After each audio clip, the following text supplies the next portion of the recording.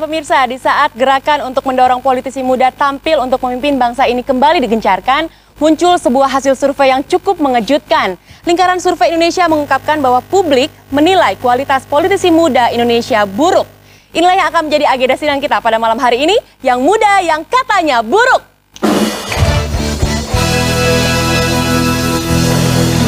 Anggota Dewan terhormat, dengan ini sidang saya buka. Ya, dan saya ingin memulai sidang dengan pemaparan dari fraksi. Silakan. Ya, interupsi pimpinan. Silakan. Saya cuma mau mengingatkan, hati-hati dalam menggunakan istilah buruk. Dan saya pun tahu pasti Pak Musle setuju dengan pendapat saya. Buruk ya. Mas Surya, Ya, tolong jangan libatkan saya dalam urusan ini. oke. Ya, Jadi biar saya teruskan. Maksudnya adalah ada ungkapan yang bilang karena nilai setitik rusak susu sebelanga. Mas Surya, Iya, Pak. tolong kalau masalah susu saya dilibatkan ya. Jadi gini, artinya cuma ada beberapa, ada segelintir politisi muda yang mungkin kualitasnya buruk dan bersinggungan dengan kasus yang besar gitu. Jadi kasusnya ini menjadi menonjol gitu, Pak. Mas Surya, tolong Anda itu lebih hati-hati dalam menggunakan kata menonjol. Ya, semua susu itu pasti menonjol. Susu, kalengnya itu menonjol, cetakannya, mereknya menonjol. Tapi artinya begini, walaupun saya dengan Anda itu selalu berseberangan, saya tetap aja tidak setuju dengan pendapat Anda. Bagian mananya yang Pak Mucul nggak setuju? Tidak perlu, tidak penting bagian mana. Pokoknya saya nggak setuju, titik. Nih. Tolong kalau ada masalah susu ajak-ajak. Nih ya, kalau menurut saya nih ya teman-teman ya, hasil survei ini sebenarnya bisa disikapi secara positif gitu kan. Ini sebenarnya juga bisa digunakan sebagai motivasi untuk para politisi muda kita untuk membuktikan kepada masyarakat bahwa ternyata masih ada kok politisi muda yang kualitasnya baik gitu. Ya nggak sih? Kalau saya berpikiran begini, saya mengibaratkan kehidupan ini ibarat Mbak Dewi berjalan berdua dengan Mas Mucle, bergandengan tangan. Kenapa mesti Mas Mucle? Semua mata pasti akan melihat kepada Mbak Dewi dan Mas Mucle. Wah, Mas Iwel, contoh Anda ini sangat romantis sekali. Saya berjalan berduaan bergandengan tangan dengan Adinda Dewi. Tapi saya yakin ujung-ujungnya pasti Mas Iwel akan berkata begini, itulah kehidupan, ada yang baik dan ada yang buruk. Iya kan? Baik, baik pimpinan dan anggota Dewan, untuk membicarakan masalah ini kita sambut bersama Syukur Nababa dan Aji Alfarabi.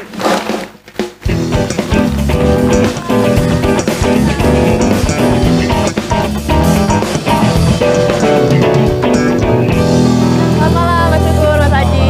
Mas Syukur ini adalah Ketua DPP Taruna Merah Putih PDIP dan Aji Alfarabi adalah peneliti Lingkaran Survei Indonesia, betul ya? Baik, Ya, silakan saya mau pimpinan. langsung bertanya ke Mas Aji. Sebenarnya banyak yang mengkritisi hasil survei LSI tentang kualitas politisi muda. Bagaimana tanggapan Anda? Ya, yang pertama memang survei ini kita laksanakan secara ketat ya prosedurnya. Jadi pelatihannya ketat, kemudian pengambilan sampelnya juga sesuai dengan standar kita di LSI. Jadi memang kalau kritik-kritik yang muncul di publik dari politisi ya kita anggap ini sebagai respon ya politisi dengan kepentingan yang berbeda. Kalau dilihat dari hasil, saya pikir memang ini hal yang sangat rasional ya. Kenapa? Karena memang survei yang kita laksanakan ini kan konteksnya di saat kasus korupsi banyak terjadi di Indonesia. Dan kasus-kasus ini banyak sekali melanda politisi muda. Sehingga akhirnya ketika survei, publik menilai bahwa kualitas politisi muda memang buruk. Ya, saya ke Bang Syukur dulu. Bang Syukur, ini kan yang dilihat publik kemudian yang muncul di media adalah jadi headline politisi muda buruk ya, kualitasnya sangat buruk sekali. Nah, apakah Anda setuju nggak? Menurut Anda apakah ada kelemahannya dalam survei ini atau Anda menerima begitu saja hasil survei ini? Ya, saya ngelihatnya begini Mas Iwel. Survei itu dilakukan pada saat yang tidak tepat. Nah, kenapa saya bisa bicara seperti itu? Pada saat kita lihat ada beberapa gelintir teman-teman saya yang tersangkut kasus-kasus besar. Nah, ini diekspos oleh media cetak, media elektronik. Nah, sehingga masyarakat kita sampai anak kecil pun tahu nama tersebut. Nah, jadi pada saat itu dilakukan survei, nah stigma itu terbentuk jadinya. Jadi anak-anak muda yang lain politisi-politisi yang muda yang lain yang berjuang, yang memiliki integritas itu tidak terekspos. Nah, jadi saya bisa katakan dari 100 mungkin, dari 100 anak-anak muda sekarang ini yang terlibat di dalam legislatif ataupun eksekutif, ini saya bisa katakan kalau kita lihat faktanya, ini sebenarnya lebih daripada 90% memiliki kualitas yang mumpuni. Nah, karena tidak diekspos di media pada saat dilakukan oleh Mas Haji survei tersebut, yang ada stigmanya itu adalah orang politisi muda yang kinerjanya buruk. Nah, kalau ke Mas Haji, emang sengaja Mas, kenapa sih kok momentumnya sekarang surveinya Mas? Yang pertama memang ini survei reguler ya, survei reguler kita dari LSI. Kita punya survei setiap 3 bulan, dan dalam setiap 3 bulan itu selalu ada isu-isu aktual atau isu publik yang kita angkat dalam survei. Memang betul yang dikatakan sama Bang Syukur bahwa banyak sekali sebetulnya politisi muda yang punya integritas yang baik.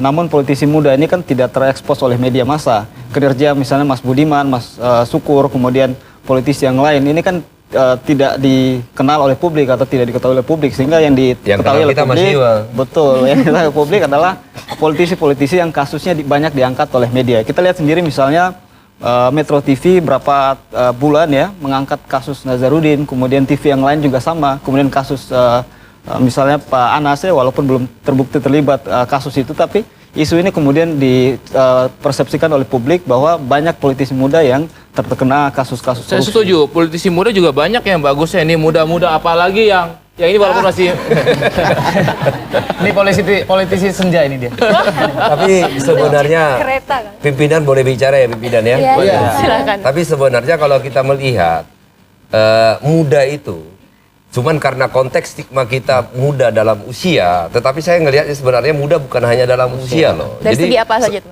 Itu mentality itu sangat penting sekali ya. Terus kemudian semangat, terus pengetahuan ini sebenarnya. Jadi bukan kita lihat ada orang yang usianya 65 tahun, tetapi semangatnya, mentalitinya, daya juangnya 28 tahun. Nah seperti pimpinan ini saya lihat usianya masih muda. Tapi kalau kita lihat penampilannya semangatnya udah seperti 75 tahun gitu loh. Kita istirahat sejenak. Anggota Dewan terhormat, dengar ini sidang saya skors. Percuma bila mencipta, biarkan semua bagikan kata kembali.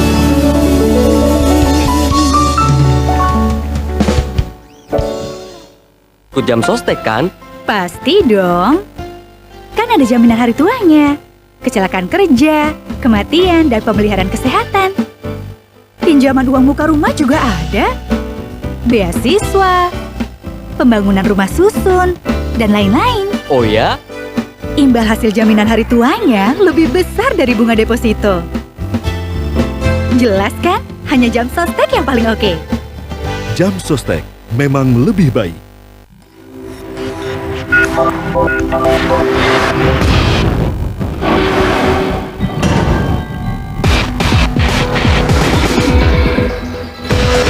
Jarum Supermart, rangkaian Indomie spesial dengan topping asli yang lezat dan bumbu bentuk pasta yang unik.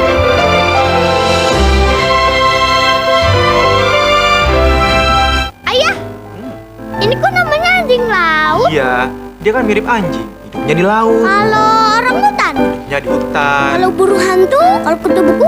Wujudkan rasa ingin tahunya menjadi cita-cita. Seize your future with Sakris Life. Buah dan sayur kaya akan vitamin dan serat. Susu kaya protein dan kalsium. Kombinasi buah, sayur, dan susu dalam Nutrisari Jacolada, Pina Colada, dan Kiwi Latte menjadikan hidupmu lebih berimbang. Nutrisari, untuk hidup lebih seimbang. What do you like, Kelsey? Hai. Yang spesial. Baru dari mie sedap. Dari ayam asli. Jadi kuah kaldu yang kental dan lezat. Rasanya sampai sini. Lebih dari spesial.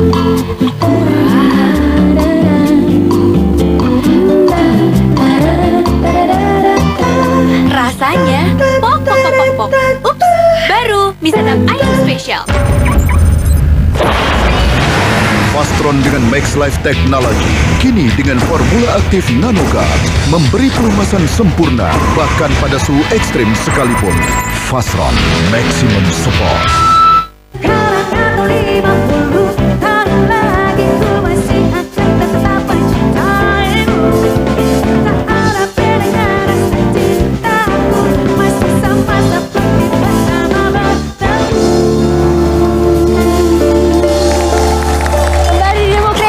Kembali kita lanjutkan sidang dan dengan ini skor saya cabut.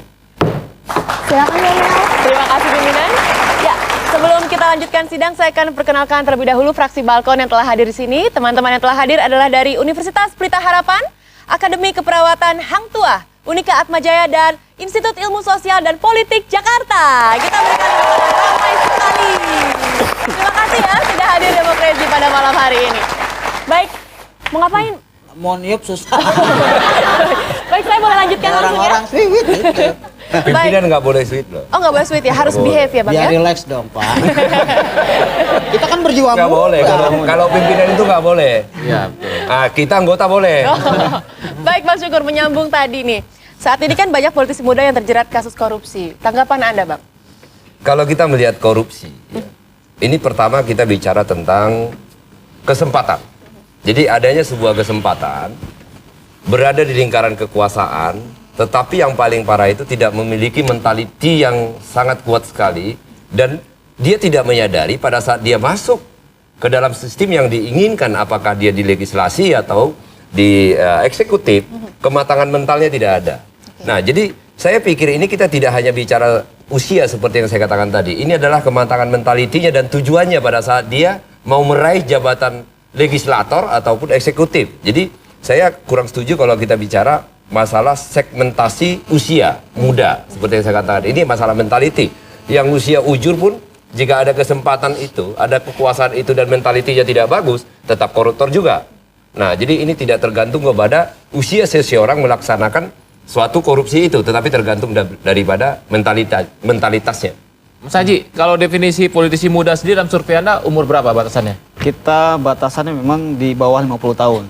Di bawah 50 tahun. Memang betul ada aspek mentalitas ya dalam mengukur muda atau tua. Tapi mentalitas itu kan sesuatu yang nggak bisa diukur ya, sesuatu yang abstrak. Makanya memang kita harus ada indikator yang bisa diukur. Jadi kita pakai usia di bawah 50 tahun dan di atas 50 tahun. Mengapa di bawah 50 tahun? Karena memang kita lihat pasca reformasi, itu sulit sekali kita menemukan ada politisi muda yang menjabat posisi penting di pemerintahan atau partai politik yang usianya di bawah 40 tahun atau 30 tahun.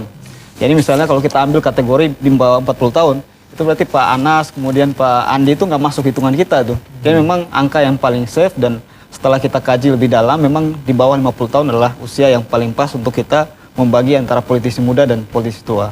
Kemudian yang kedua, saya tertarik tadi yang disampaikan oleh Pak Syukur ya soal korupsi ya. Memang dari hasil kita terlihat bahwa profil politisi muda dan politisi tua itu sebetulnya tidak terlalu jelas dilihat oleh publik. Jadi belum ada diferensiasi yang jelas antara profil seorang politisi muda dan seorang politisi tua. Jadi masih dilihat sama ya. Harusnya memang kita harapkan politisi muda itu dari sisi integritas misalnya lebih baik, kemudian punya semangat yang baik, gagasan-gagasan baru yang memang lebih banyak dipublikasi ke publik. Ini yang belum terlalu kelihatan oleh publik sehingga memang akhirnya hasilnya seperti itu. Jadi nilai beritanya itu biasanya kalau yang bagus itu nilai beritanya sangat-sangat kecil sekali. Jadi sehingga media elektronik, media cetak itu tidak terlalu memuat menjadi headline. Nah, kalau dilihat di ruang-ruang sidang mulai daripada Komisi 1 sampai Komisi 11, saya ngelihat anak-anak muda sekarang jauh lebih banyak berkiprah, tetapi karena nilai beritanya tidak menjadi nilai berita hot. Nah, jadi sehingga tidak menjadi headline. Nah, masyarakat kita juga tidak terlalu tertarik untuk membacanya. Betul. Saya kasih contoh, Mas, dari hasil survei kita itu ternyata misalnya ya koruptor di level nasional, misalnya seperti kasus Nazarudin, seperti sama koruptor lokal ya, misalnya kita tanyakan ke masyarakat di pelosok, itu mereka lebih tahu atau lebih mengenal koruptor nasional daripada koruptor lokal itu. Padahal misalnya bupatinya terkena kasus korupsi, tapi mereka nggak tahu tuh. Di bawah 50% mereka tahu tuh. Tapi ketika kita tanyakan apakah mereka tahu bahwa Nazarudin terlibat kasus korupsi, itu di atas 80%. Jadi ini contoh bahwa memang media massa punya pengaruh yang cukup besar signifikan. dalam membentuk opini ya publik. Iya, tapi apapun ceritanya pimpinan ya, ini saya pikir hasil survei ini apakah bisa dipertanggungjawabkan seperti yang kata-kata teman tadi atau yang saya katakan tadi hadir pada saat yang tepat. Tetapi bagi kami dan bagi saya secara pribadi ini adalah menjadi sebuah motivasi untuk bisa berbuat lebih baik lagi bagi bangsa ini. Iya, tapi menurut analisa saya, maaf Ibu Pimpinan, saya berbicara konteks masalah usia dan korupsi. Saya punya analisa tersendiri tentang korupsi. Luar biasa ya. Jadi korupsi itu terdiri dari kata kor, up, dan si.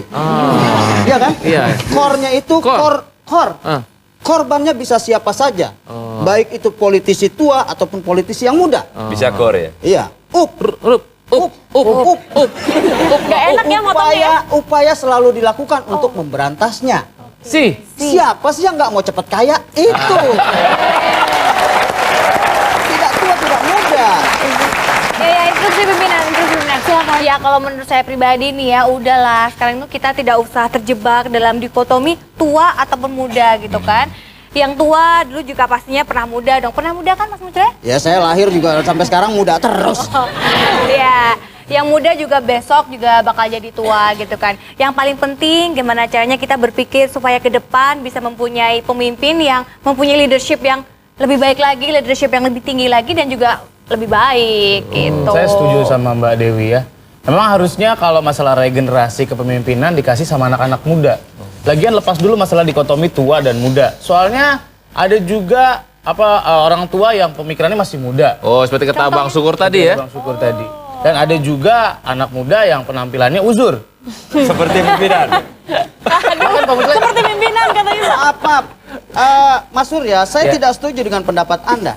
Ini harus diklarifikasi saya kira ini. Ya, Anda itu tidak mengerti soal fashion.